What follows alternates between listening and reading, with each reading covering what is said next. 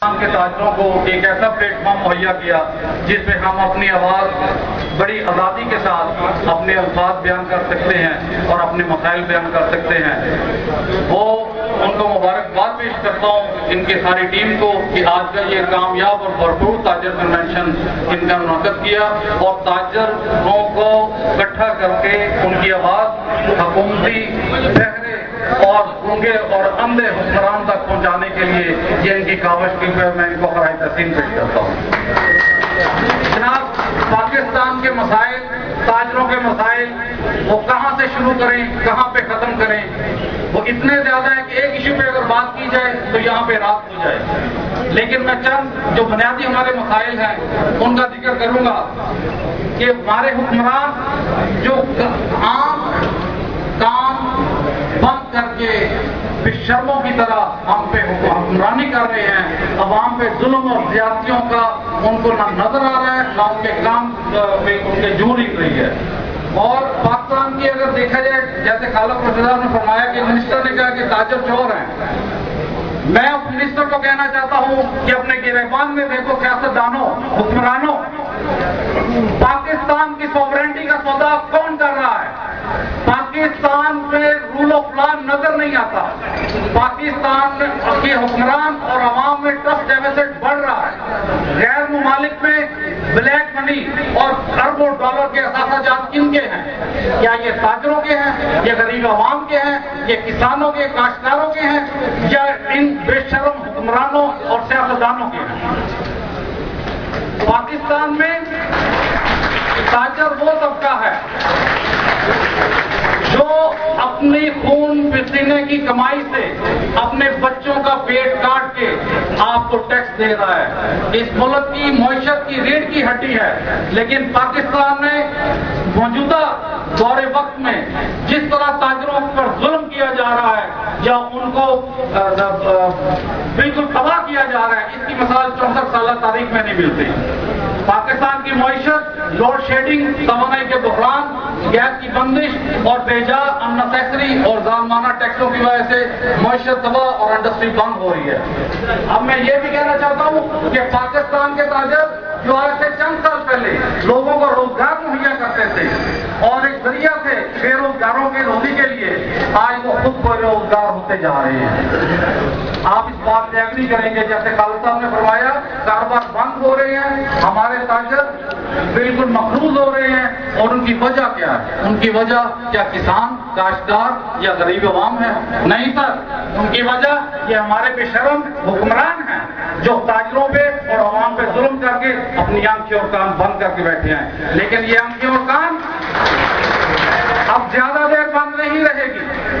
میں ان کو کہتا ہوں کہ شکر کرو کہ آج پاکستان میں انمن تاجران کے جو قائدین ہیں، خالد پرویز صاحب، اس سے پہلے حاجی مقصود بٹ مرحوم صاحب، خالد پرویز صاحب، رزاق ببر صاحب اور شاہد مقصود بٹ صاحب جیسے اور ان کے ساتھی ٹیم، وہ نہایت مثبت ذہن، کول مائنڈیڈ اور صلح پسند اور حب الوطن ذہنیت کے مالک شخص ہیں۔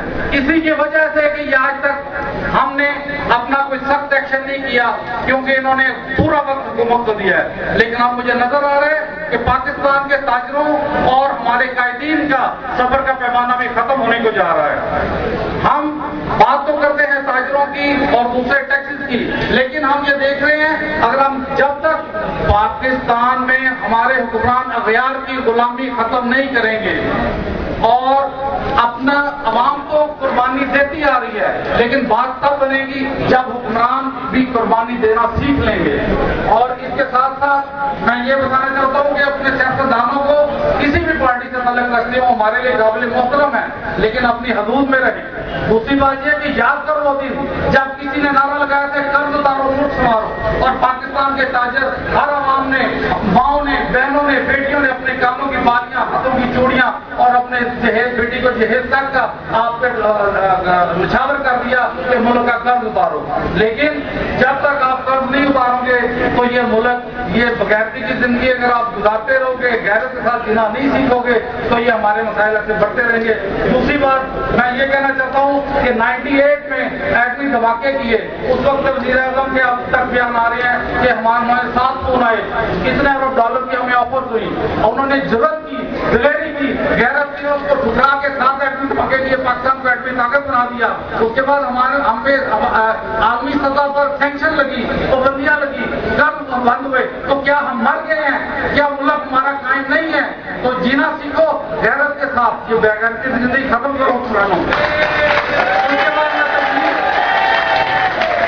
تجویز پیش کرتا ہوں جناب خالد پرویز صاحب اور ہمارے قائدین کو کہ یہ لوڈ شیڈنگ کا جو مین پرابلم اس وقت آ رہا ہے, اس کے لیے یہ کال دیں, اسٹرائک کی کال دیں, اور نہ صرف اسٹرائک کی کال دیں, ہر شہر میں اپنا جو ایکشن وابڈا کے دفاتر ہیں اس کے گھراؤ کا اعلان کریں, پرامن احتجاج کا اعلان کریں, اور اس کے ساتھ ساتھ پورے ملک کی ہڑتال کی کال دیں.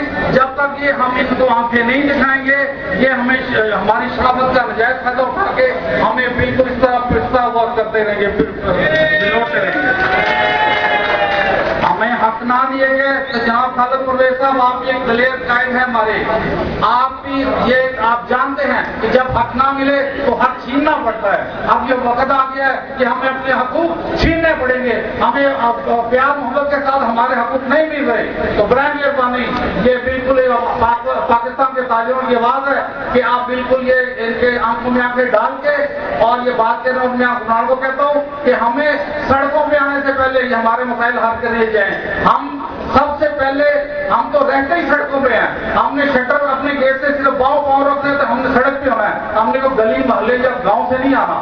تو ڈرو اس دن سے کہ جب تاجر سڑکوں پہ آ گئے ان کا سمندر آپ سب کو بہا کے لے جائے.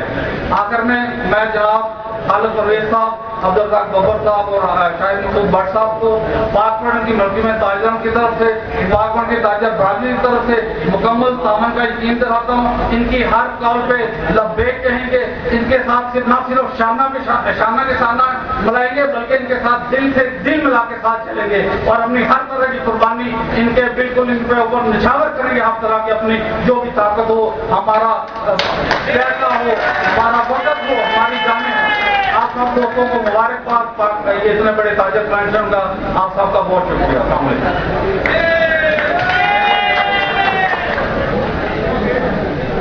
اب میں گزارش کروں گا اڈار گلی سے